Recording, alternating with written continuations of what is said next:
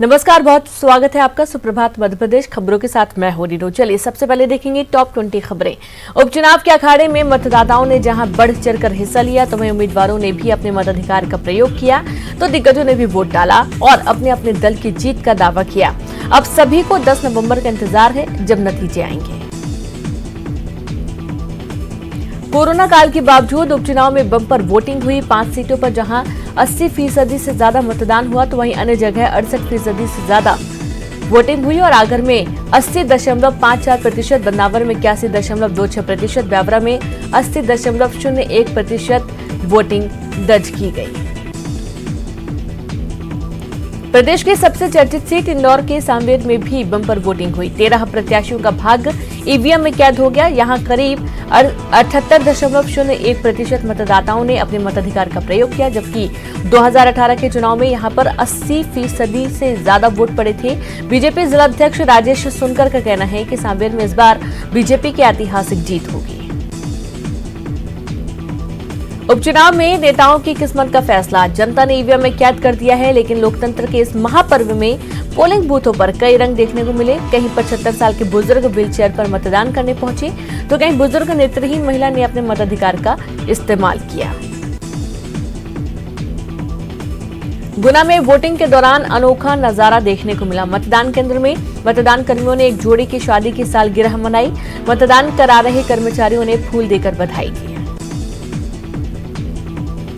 उपचुनाव के लिए हुई मतदान के बाद नेताओं की बयानबाजी भी देखने को मिली। बीजेपी और कांग्रेस के भी दिग्गजों ने एक दूसरे पर जमकर हमला बोला और अपनी अपनी जीत का दावा किया। सीएम शिवराज ने जहां कांग्रेस और कमलनाथ पर हमला बोला तो वहीं कमलनाथ ने भी पलटवार किया। मतदान के बाद कमलनाथ ने प्रेस कॉन्फ्रेंस कर मतदाताओं का आभार जताया। कमलनाथ ने कहा कि मतदान का अधिक प्रतिशत ये बताता है कि वोटरों में कितना उत्साह है। उन्होंने कहा कि अब 10 तारीख का इंतजार है। इस दौरान कमलनाथ ने बीजेपी पर जमकर निशाना साधा। कमलनाथ ने चुनाव आयोग से सोमावली और मुरैना में दोबारा वोटिंग की मांग की है। मतदान होने के बाद कांग्रेस ने गड़बड़ी के आरोप लगाते हुए चुनाव आयोग से कार्रवाई की मांग की है। कांग्रेस के वरिष्ठ नेता दिग्विजय सिंह ने ट्वीट किया और सोमावली में फिर से मतदान कराने की मांग की। दिग्विजय ने ट्वीट में महिलाओं को वोटिंग से रोकने के आरोप लगाए। इसके अलावा कांग्रेस नेता के मिश्रा ने भी ट्वीट किया और वोटिंग में गड़बड़ी की आशंका जताई। करीब महीने भर की जीत और मेहनत के बाद नेताओं का काम पूरा हो गया। नेताओं की किस्मत ईवीएम में कैद हो चुकी है। अब सभी को 10 नवंबर का इंतजार है, लेकिन इस बीच जो फुर्सत के पल मिले उसे नेता और मंत्री अपने अंदाज में जीते नजर आए। इमरती देवी अपने समर्थकों के साथ डबरा में चाय की चुस्की लेती दिखाई दी तो वहीं ग्वालियर में नरेंद्र सिंह तोमर भी हाथों में चाय की प्याली लिए दिखाई दिए।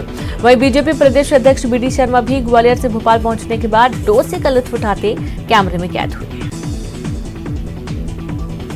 लंबे प्रचार और मतदान के दिन भर की भागदौड़ के बीच अब प्रत्याशी सुकून के पल बिता रहे हैं। मतदान खत्म होने के बाद कुछ ऐसा ही नजारा दिखा। कांग्रेस के ग्वालियर पूर्व से प्रत्याशी सतीश सिकरवार अपने समर्थकों के साथ चाय पर चर्चा करते हुए नजर आए। मुरैना के सोमावली विधानसभा क्षेत्र के जौरा में जबरदस्त गोलीबारी हुई। बीजेपी समर्थकों पर मतदान प्रभावित करने के लिए गोलीबारी का आरोप लगा है। मुरैना विधानसभा में मतदान के अंतिम समय में कांग्रेस व बीएसपी कार्यकर्ता भिड़ गए, जिसमें बीएसपी प्रत्याशी के बेटे तरुण राजौरिया पर गोलीबारी का आरोप है। गोली लगने से कांग्रेस के पूर्व पार्षद गोविंद गोले घायल हो गए। स्टेशन थाने में मामला दर्ज किया गया तो वहीं मामला दर्ज होने के बाद बीएसपी प्रत्याशी राम प्रकाश राजौरिया भी थाने पहुंचे और मामले की निष्पक्ष जांच की मांग की। भिंड में बीजेपी प्रत्याशी ओपीएस भदौरिया के भतीजे रिंकू भदौरिया पर पोलिंग बूथ पर हमला करने का आरोप लगा है। मतदान सुरक्षा में तैनात इंस्पेक्टर ने गोरमी थाना प्रभारी पर पोलिंग बूथ से हटने के दबाव का आरोप लगाया।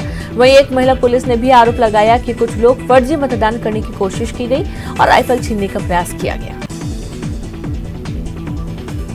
भिंड के महगांव से कांग्रेस प्रत्याशी हेमंत कटारे ने बीजेपी प्रत्याशी ओपीएस भदौरिया और उनके भतीजे पर बूथ कैंपरिंग का आरोप लगाया है। कटारे ने बड़ा आरोप लगाते हुए कहा कि पुलिस बीजेपी नेताओं का संरक्षण कर रही थी।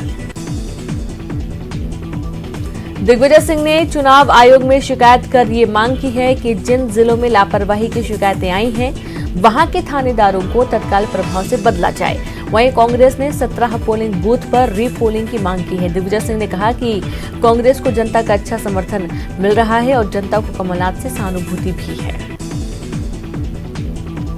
उपचुनाव के बाद कांग्रेस के पूर्व नेता प्रतिपक्ष अजय सिंह राहुल भैया दमोह में जयंत मलैया के निवास पर पहुंचे। उन्होंने पूर्व वित्त मंत्री जयंत मलैया के पिता स्वर्गीय विजय कुमार मलैया के निधन पर शोक संवेदना व्यक्त की। हालांकि दमोह से कांग्रेस विधायक राहुल सिंह के द्वारा विधायक पद से त्यागपत्र एवं कांग्रेस का दामन छोड़ बीजेपी में शामिल हो गए और इसके बाद जिले का राजनीतिक समीकरण बदलने के बाद कई तरह के कयास भी लगाए जा रहे हैं। रीवा में सुहागी थाना इलाके के पहाड़ में सिलेंडर लदा ट्रक बेकाबू होकर पलट गया। ट्रक पलटने के बाद भीषण आग लगी और इस बीच पुलिस ने दोनों तरफ ट्रैफिक रोक दिया। ट्रैफिक रोकने की वजह से घंटों जाम लगा रहा। पुलिस ने यातायात को दुरुस्त करने के लिए रूट को डायवर्ट किया। बताया जा रहा है कि ट्रक का ब्रेक फेल हो गया था और ड्राइवर ट्रक पर नियंत्रण नहीं रख पाया। हालांकि ट्रक चालक सुरक्षित है। नरसिंहपुर में चलती हुई कार में लगी आग लगने के बाद अफरा तफरी मच गई। कार में बैठे 5 यात्री सुरक्षित हैं। कार में आग लगने के बाद सड़क पर करीब 1 घंटे तक जाम लगा रहा। फायर ब्रिगेड की मदद से आग पर काबू पाया गया। जबलपुर के नर्मदा तट सरस्वती घाट से ग्वारी घाट तक पक्का पुल बनाने की मांग को लेकर सैकड़ों ग्रामीणों ने जल सत्याग्रह किया। ग्रामीणों के इस प्रदर्शन में ललपुर, डुडवारा, खुलरी, देवरी, सकरी, इमिलिया सहित करीब 50 गांव के निवासी जल सत्याग्रह में शामिल हुए। और आपको बता दें कि यह वही घाट है जहां मुख्यमंत्री शिवराज सिंह चौहान ने पुल बनाने का ऐलान किया था। हालांकि 3 साल बाद भी पुल बनाने की शुरुआत अभी तक नहीं हो सकी है। सीधी के जिला अस्पताल में गर्भवती महिला की ऑपरेशन के दौरान मौत होगी। इसके बाद परिजनों ने अस्पताल के सामने शव रखकर जमकर हंगामा किया। परिजन ने महिला चिकित्सक पर रिश्वत लेने और लापरवाही करने का आरोप लगाते हुए कार्रवाई की मांग की। इधर स्वास्थ्य अधिकारी ने एनीमिया की वजह से मौत होना बताकर पल्ला झाड़ने की कोशिश में लगे रहे।